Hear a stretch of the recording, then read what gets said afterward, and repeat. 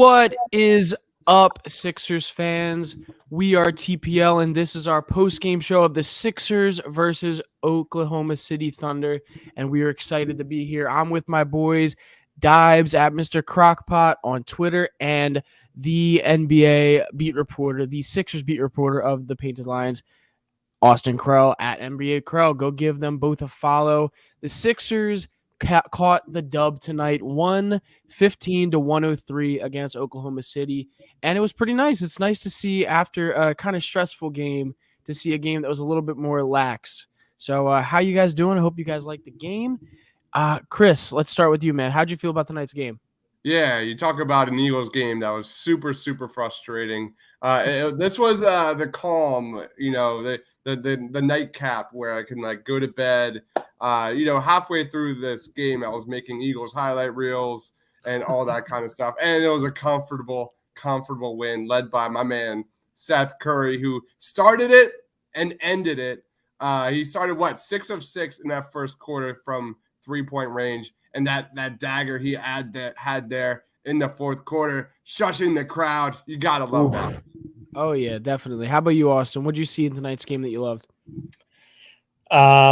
Just an all-around efficient night for Joel.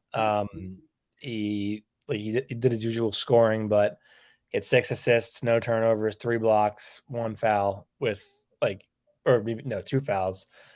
And that was 2 fouls despite a preposterous amount of rim protection that he's done through 3 games. Definitely. I definitely that block on Baisley will probably be one of the best blocks of the year. Oh my God, that's gonna be one of the best. I think that's gonna be one of the best blocks of Joel's career. I'm gonna be honest. That was such a clean early block. Like you don't see that a lot, especially from against a high riser like Darius Baisley. He was getting back in transition too. He wasn't even under the basket. He was trying to backpedal in transition. And then he got back in time and then spiked him like a volleyball. It was now. Let's be honest. Obviously, this block was a lot better than one what he had on Kemba when Kemba was in Boston. But it reminded me of that when you're saying getting back in transition and kind of turning around and going back for the ball. My God, man, the guy is just an athletic freak. Another starter I want to talk about though is not Tyrese Maxey. My goodness, Danny Green. Danny Green actually showed up today. It felt like 11 points, 8 rebounds, went 4 for 6 from the field, and went 3 for 5 from 3. And all those shots seemed like they were going right in, right? No rim at all, and it seemed like. So, what'd you think of Danny Green's game tonight, Austin? I thought he gambled a little bit on the perimeter, and he's that's been sort of a theme of the first couple games. I mean, he gambles and he misses Giddy is catching and then he's attacking the lane and he's getting floaters. So needs to be smarter defensively. But I thought he was back on track with his shot for the most part. I think people are pretty harsh on Danny Green. I think the bigger picture is if you're relying on him to bail you out with shots in crunch time, your offense is just naturally not good enough because that's what he should be getting shots in rhythm instead of bailout shots. So I don't blame him as much as I just sort of think that that's a product of the Sixers not having a good enough offense in crunch time. I agree, and also you got to think about the fact as well is that a lot of Danny Green's shots come in that short 7-second offense when Ben and him are running down the court in transition. At least that last year with the team, that's what you saw. So you definitely see the loss of production without Ben on the court when it comes to those transition buckets for Danny. But I do have a question for you, Austin, when it comes to defense for Danny Green. Do you think him being so aggressive out in the perimeter and overplaying the ball at times is by design to force them into Embiid? Probably a little bit, but I also think the modern, a good modern defense is probably going to think modern guard is going to be able to put the ball on the deck and then hit floaters with a pretty high consistency. So that also is not what you want in terms just getting a guy to funnel to Embiid. The only time you really want to funnel a guy to Embiid is if you're icing on the pick and roll, and so you're forcing a guy to the baseline side, because at least then he has not only a man on his hip, but he also has the baseline that's sort of like limiting his angle as well. So Yeah. if Danny's gambling and it's opening up the middle of the floor where there's just sort of like there's no resistance there, it's a problem. Gotcha. How about you, Dibs? What have you seen today out of Danny Green? He's such an enigma. He's got a lot of heat these first 2 games of the year. I thought he did pretty well against Brandon Ingram. The first game, even though he put up a goose egg there offensively, you look at him. The previous game, started off hot. I need to see more consistency. And Austin nailed it. And we talked about this before the season. Like, what made Danny Green, what made DG so valuable was him being just a complementary piece to Ben and Joel and Tobias. Now that Ben's gone, it's a little unfair to have these kind of expectations on him to really rise offensively or even defensively as this guy that's going to be, young Danny Green and way much more than what we should expect. So step in the right direction. I like that we're seeing, a little more threes from him. He was 3 of 5 from 3-point range. Up until tonight, he was 0 of 4 in the catch and shoot, just 2 games.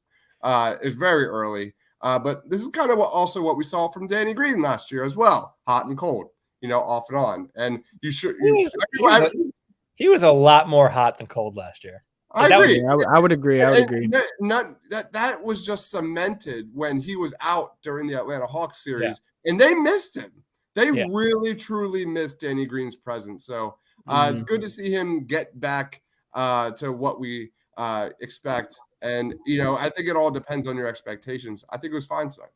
I will say I think a big reason why he was able to get shots off a lot more from behind the arc tonight, at least when it came to like in rhythm shots tonight, was because just the passing.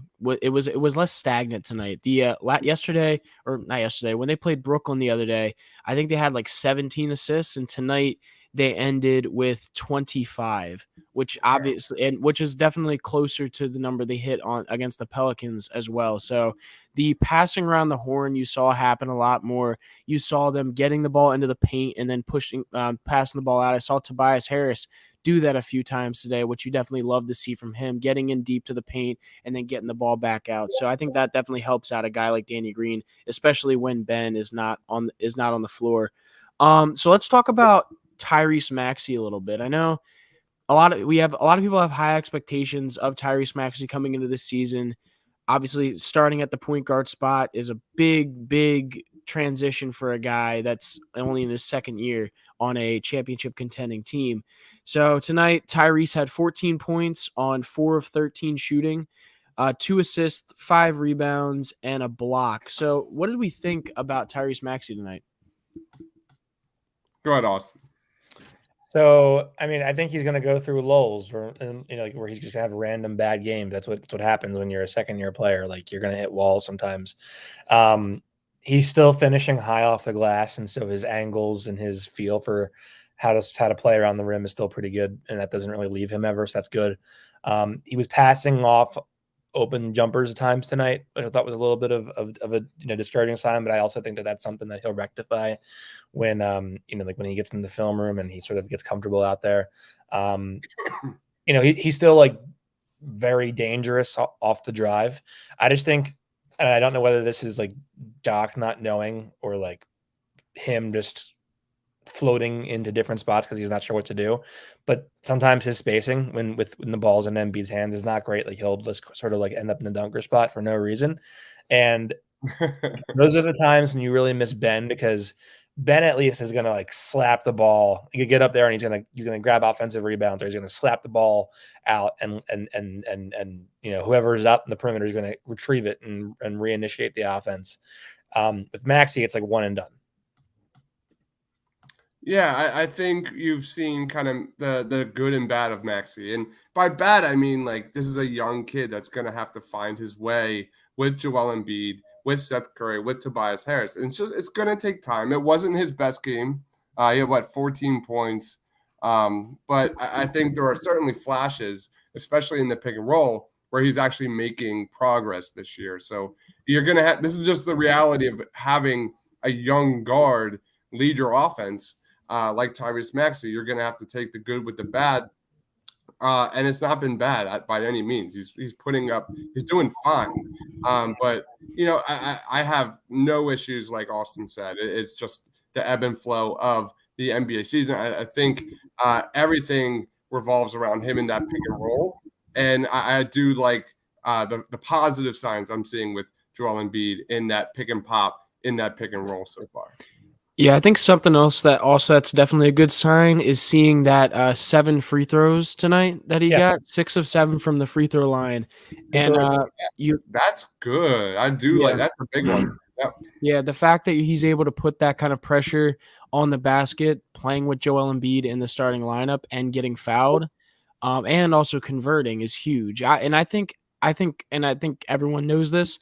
But as his career goes on, there's a very good possibility that Tyrese is going to upgrade and propel himself a little bit higher in that perimeter game. I think that's going to come. But if he can just do well around the basket and then when he's fouled, make those free throws, that's going to be huge for him. Yeah, I mean, like Maxey tonight, 7 free throws, 13 field goal attempts. That's a free throw rate of like almost 50, like better than 50%.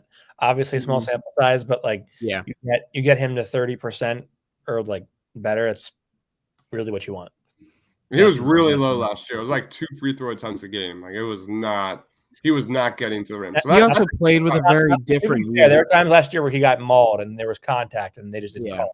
But yes, your point stands. Yes, correct. So obviously that's Maxey for this game. Let's move on to some of the bench guys. Georges Niang definitely had an off game against the Nets last game, but definitely picked up that slack today, going 4 for 8, 3 for 4 from the 3-point line, 12 points. Man, it is a blessing to have someone who can shoot off the bench. So Dibes, what do you think about Georges Niang today? That spin move he had there in that first half where he was on the baseline and spun and got the N1, man. Woo! That was awesome. But yeah, I keep going back to that Furkan Niang combination. Furkan had I don't want to. When I think of Georges Niang and I think of Furkan Korkmaz, it's like a 1-2 package. They go together off the bench, and I thought those two looked somewhat pretty good, even though Korkmaz got his lunch taken away from him by Lou Dort there on one play. Listen, there's a lot of players in the NBA that are starting caliber players that can get their lunch from Lou Dort. Yeah, but I mean, Georges Niang is you talk about that upgrade from Mike Scott, having a guy that can hit corner threes. I think he had a really big 3 there on an assist from Joel Embiid in that fourth quarter, where the bench really did well. The middle of the fourth quarter was a little muddy, but to start the fourth quarter, he was a big part of that 11-0 run that got the Sixers a giant lead, like an 18-point lead there. It was Furkan, it was Georges Niang. Who am I missing? I'm probably missing Paul Reed. I think had a block and a cleanup on the glass. There were massive, monumental plays here. Especially considering that the Thunder made a run here in that middle of the fourth quarter. So love what I'm seeing from Niang. Agreed. Austin, what do you have any thoughts on that? Yeah, I mean, I think so Doc tried to go small with him at 5 a little bit in the first quarter, and they started just hemorrhaging points at the rim. And that's something that's going to be a problem regardless of who they play because it's just such a blatant weakness. I mean, Niang's not athletic vertically. And he's not agile either, so it isn't like he can really like push guys off the dribble and get to the rim. He also can't really shift his hips and change directions and defend the rim either if guys making quick passes and dump offs. So he's going to be challenged a lot at the rim, and they're going to lose a lot of points at the rim. But that's if Doc knows not to do that unless the other team goes small, like the Clippers go small. I think he can be effective. I think his offensive game is really, really much more consistent than Mike Scott's is, and I think that's really kind of what you need from him in that role. Definitely. I said it beginning of the season, or I guess it still is the beginning of the season, but I said it in the first game. Having a guy like that you can, when the ball gets around the horn, that can consistently make that 3-point shot is going to be key, not only for the bench unit, but for the starting unit at the power forward spot. So you definitely love to see him connecting. So I do want to talk about this. I was going to bring this up, but Awesome Wells, thank you for the comment. Thibault got burned by SGA for a dunk, then makes a three, but his offense is stagnant as far as evolution. He might be unplayable in the end of the fourth. Now, obviously that comment is what it is, but I want to definitely get into the Thibault conversation. Obviously, had a pretty decent game. Had some lulls offensively, but I think we all expect that at times. But what I really want to talk about is SGA against Thibault. Now Thibault, known for deflections, known for steals, not necessarily on ball defense, but he definitely got himself cooked by SGA a few times. So Austin, what do you think about Thibault, and do you just think it was just a weird matchup for him there, or do you think that could be a consistent problem against a bigger guard like that? No, I think he's just generally a very good team defender, and he's not gonna. I don't think he puts himself in strong positioning to ever be a really good individual defender because he overplays, he gambles sometimes, he gets to the outer hip instead of the inner hip sometimes, and so guys are able to get to the rim a little better. And so I think you have to have a conversation as a front office, do we really want to give this guy a contract extension? Because he's going to be up for one, next offseason, I think, or following offseason. That is a big thing to say for a guy. A lot of fans love Matisse Thybulle. He's one of the listen. On a team with no shot creators, though, that is a real thing. Oh, yeah. for sure. Yeah, but I'm talking purely fan base attraction. He is a guy that, also, although his skill set is very niche, he is a guy that I think it would be hard for the Sixers not to get back just because of how Sixers signed back Mike Scott for 2 years, $10 million. That's a different context, though. It's irrelevant at this point. He doesn't fit with Embiid because you need shooters around Embiid. Yeah. He's not good enough offensive. He doesn't really do enough offensively at all to play next to Embiid and have it be a good product, really. Yeah. And then also, your second unit doesn't really have any shot creating either, so you need offense in that second unit, and he doesn't do anything other than make a three every third game, and maybe listen, I don't disagree with you offensively wise. I still think he could be a good guy off your bench personally. I just don't think he engulfs you the way that he would need, that you need a bona fide number one defender to engulf an opponent in order for it to outweigh the offensive shortcomings. Do you think that's something that could grow? Do you think that that's something that could develop and he could grow into maybe once he gets some more weight on him, or if he sees more defenders and figures out tendencies more? Because we saw Ben Simmons go from being a guy who, and mind you, very different players, obviously, but you did see upgrades through the seasons where Ben Simmons got better at defending guys. Do you think that Thibault could also be something like that? Once he learns tendencies a bit more, if he puts on a little bit more weight, that he could be a little bit better at engulfing defenders like we see out of men like Ben Simmons? I just think if the biggest knock against Ben Simmons is he hasn't developed enough through 5 NBA seasons. Mm-hmm. What makes you why is the conversation around we are specifically talking about the defensive end, because I think you can make a very, very good argument that although Ben Simmons didn't upgrade offensively and develop offensively, I think he definitely developed defensively from his rookie season to this season. I mean, sure. Maybe that's more of an effort thing. I don't know. But here's the thing. I mean, yes, there's certainly room for him to grow, and yes, he very well might grow. But you have to commit money to him soon, and if you're paying him for if he doesn't grow, that's not a good enough product to have significant cap space locked up in. Now, some might argue, well, you pay for what the guy did before the contract, not for what you expect him to do in the future. That's fair. Maybe he's willing to take a lesser deal, but contracts are pretty inflated nowadays. So definitely, we'll see. How about you, Dibs? Do you have any points or things you think about Matisse Thybulle? This is coming from someone who loves Matisse Thybulle. He was like my legit favorite prospect in the draft, and the Sixers took him, and I was happy. I was ecstatic, knowing how much value. You didn't want Carson Edwards? No, I was good. I was good with Matisse. I mean, I remember it, but I was not like angry like the majority of social media was that we didn't get Carson. Oh my god. But anyway, here's my take. My take is knowing how valuable Matisse is across the league, and knowing how desperate the Sixers are right now for a point guard, for someone that can step in, create shots, do some playmaking offensively. If there's a trade that is out there and it includes throwing in Matisse Thybulle to get it done, 100% do that.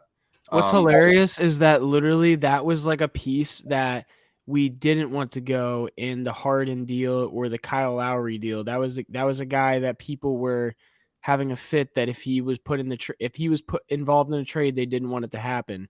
So now in the third game of this next season, we're saying that. So a lot of change, man. Yeah, that's just crazy to think about. But anyway, let's talk more about this game in general. So, what do you guys have any top takeaways from this game before we go into players of the game? How do you not lead off with Seth freaking Curry?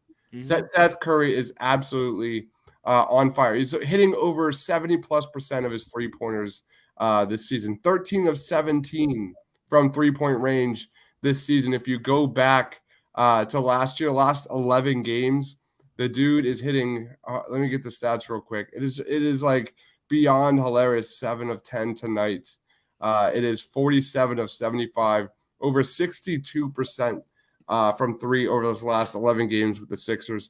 How do you not begin and end with Seth Curry this season? Last season, is Doc Rivers relying on him too much? Is blah, blah, blah, blah, blah. It doesn't matter. The dude does not miss. It's kind of scary to think where the Sixers would be without Seth Curry. Seth Curry. No, I completely agree. And what's insane, and I think Allah has said this a lot on the broadcast, but the man just doesn't even hit rim. No, man. Like, it's just all cotton. Right. It's like if in that first quarter, like, I wish I could just like take all those highlights. I think I'm going to do that. I am going to do this. I'm going to take all the highlights from Seth Curry in the first quarter, and I'm going to throw it to NBA Jam and have the NBA commentators goes, he's on fire, and I'll put a graphic with the ball and the rim blowing up in flames, because that's what it was. That's what it felt like watching tonight. To put it in perspective, Seth Curry right now, his effective field goal percentage this season, oh god, is 94.1. No, that's crazy. I mean, that's, man, what an amazing trade that was for Josh. Let's put that into perspective, man. We traded, like, the Sixers traded away Josh Richardson and got Seth Curry. That is a ridiculous upgrade of a player. Unbelievable. Like, it's insane. Yeah. It's insane. Technically, the Sixers traded Jimmy Butler for Seth Curry. What do you think about that? If you really think about it, that's exactly. Jimmy would look pretty nice on this team, right, Austin? Oh, for sure. Actually, I don't know. Really? I mean, I would love a shot creator like Jimmy on this team. The theory of Jimmy Butler, yes, right, but yeah, is the actual Jimmy Butler. Like, first of all, if we're so he just signed his. Yeah, true. He just signed like his deal that's going to put him in Miami until 36, and from what I've seen so far, that jump shot has really fallen off the map. And Heat fans are going to say, like, Ben Simmons, like, okay, but no one's saying that Ben Simmons is a great shot creator. But like Jimmy, you would have been paying like 50-something million to at age 36, and I don't. Yeah, I don't know about that one.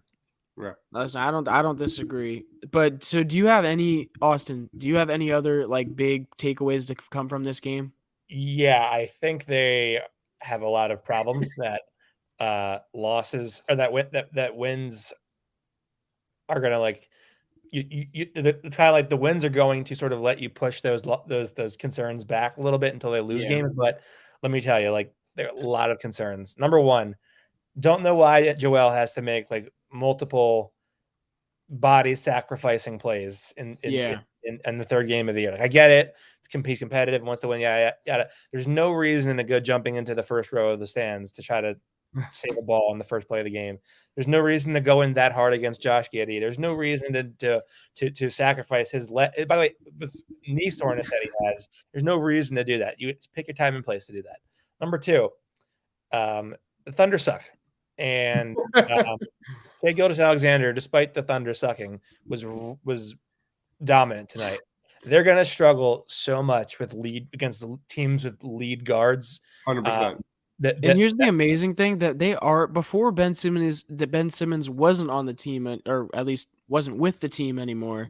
They already struggled with lead guards. Yeah. So and now you're missing the second best defender in the league according to last year's voting, which is just insane to think about.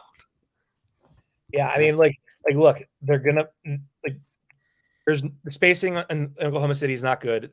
He doesn't have secondary, tertiary teammates to make the Sixers really work. What happens when you play Golden State? What happens when you play Portland? What happens when you play Washington? They're going to get obliterated by those teams because not only do they have the pieces to create spacing for that guard to operate, or that wing to operate, but they also have respectable pieces that can burn you themselves. So they have a finite number of solutions to an infinite number of problems. And you can hate Ben as much as you want. You really feel how impactful he is when you see, a guy like Shai Gilgeous-Alexander just carve you up. Like Definitely. So overall, with those thoughts, what would you grade this game in general, Austin? B-, I guess. Okay, that's fair. I think that's fair. Chris, how about you? I'm going to go a B. I'll go up a little bit from Austin just for the fact that the Atlanta Falcons beat the Miami Dolphins. Then you had the high, then you had the low with the Eagles game, and now I can go to bed on a Sunday night and get ready for work tomorrow morning, and be somewhat okay with this win. Like Austin said, there are concerns. There are real concerns about the future of this ball club. Regardless, Seth Curry is real. Joel Embiid is real. And we'll just ride those two, I guess, into the sunset. Yeah, who would have thought that we'd be saying at the beginning of the 2021 season that we'd be riding the coattails of Joel Embiid and Seth Curry? I don't think anybody would be saying that would be the two best players in your team, at least as of right now, offensively. Tobias had a good game. I want to take it back. Tobias did have a really – and he had a really good, strong game, the night before as well. Tobias had 14 points, 9 boards, 5 assists. Not the best scoring output, but there were definite moments where Tobias, especially in the fourth quarter, hit back-to-back buckets to stop the bleeding when the Thunder were on the run. So props to, again, Tobias Harris, who stood up when the going got tough. And he did that all last regular season. Didn't necessarily happen that much in the playoffs, but Tobias, again, had a couple of big moments tonight. Also, a couple more Seth stats via Jackson Frank here. Okay. 68.8% from the field through 3 games. That's 22 of 32. He's probably up there in field goal percentages with some centers. For sure. From 3, he is 76.5%, 13 of 17 from 3 through 3 games. Oh my God. That's insane. I bet his true shooting percentage is like over 100. Like 88%. Is it 88? Yes. Yeah. It's unbelievable. It's unbelievable. It's like we need to talk about that more because this is unprecedented. This is unbelievable. And can we get into the conversation where a lot of people going into the Sixers getting Seth Curry were comparing him to JJ Redick and having him at the shooting guard? But let's be honest here, this man is like a lot more efficient than JJ was when he was with this team. Now, the shooting gravity of running around the screens and everything like that definitely isn't there as much, but the catch and shoot and off the dribble around around picks kind of numbers are insane when He it comes to the efficiency. he impacts the game so much better than JJ. Like there was a play tonight where Seth Curry stole the ball, moved the ball up the court, and then Matisse made a nice pass to Joel Embiid cutting to the basket. Like he does those things, whether it's a nice pass at the rim to someone cutting or something along those lines. He does so much more to impact the game. Seth is like one of those guys that like 20 years from now, we're going to look back and be like, man, that guy was good. Definitely. So, guys, let's wrap this up. Sixers obviously got a great win. Love to see you get a win, no matter how ugly it is, how good it is. So, Sixers get a win. So, where can we find y'all? Chris, we'll start out with you. Where can we find you? Oh, man, you can find me on Twitter at Mr. Crockpot. Me and Tiago will be doing Morning Cup of Joe tomorrow morning at 5:30 a.m. So, guys, if you're going to be up then, put us on. We're going to be breaking down tonight's win. I've got an interview with Kai Carlin talking a lot about the hate that Doc Rivers, the last like 48 hours have not been too kind on Doc Rivers, and we broke it down. And then we also talked about a lot of other things, and we'll break down my favorite plays of this game against the Oklahoma City Thunder. So make sure you check that out. Definitely go check out Cup of Joe. Great podcast with him and Tiago. How about you, Austin? Where can we find you? Find me on Twitter at NBA Curl. I also cover the Sixers daily for the Painted Lions, so you can always read my stuff there. Nice. Definitely so a good Twitter follow. He's connected. He is connected, people. Wait. I like your blue coat shit, man. You're doing a lot of work on the blue coats right now, man. You're balling. Yeah. I interviewed Prosper Karangwa, the GM of the Blue Coats. It was his first interview as GM, and I landed the exclusive, so it was pretty nice. And just grinding, usual. So, that was a good interview too. It was a great interview. NBD Austin is what I'm going to be calling you. No big deal. No big deal. It isn't. Just another guy doing a job, Austin Inside was screaming. But no definitely go check out that recent article. just keep the head down and work. That's all you got to do. Keep the phone in your pocket, Austin. That's right. That's right. No, that's right. No selfies. I'm not gonna say that. Never mind. Oh my god. Right, so yes, definitely go follow Austin on Twitter. Go follow Dibes on Twitter, and if you'd like, you can follow me as well at J_Persichetti. I think the Blue Coach training camp starts next week, so I'm hoping to get down there and say hi to some players, get some interviews going, get some questions asked. So definitely go follow me on Twitter if you want to stay up to date with guys like Jaden Springer and all the rest of the Blue Coats. So it's nice seeing y'all. I hope you enjoyed the video, and we will see y'all next time.